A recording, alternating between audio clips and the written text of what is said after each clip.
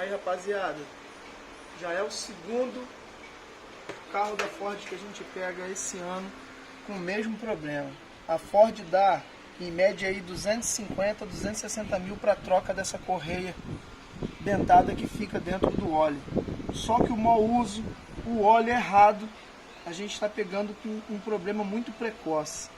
Olha o que acontece. A correia vai soltando e vai entupindo todas as canaletas de óleo do motor. E aí danifica as polias variáveis, come o comando e destrói tudo. Isso quando não acontece a quebra da correia dentada. Então, rapaziada, tem que ficar atento aí, usar o óleo correto, senão não vai adiantar, não passa dos 60 mil. 250 mil também é forte, acho que deu muito prazo muito longo para troca de uma correia dessa. Mas é basicamente isso aí, galera, da Sovicar aí, ó. Problema influenciado por mau uso. Manutenção errada. Show de bola.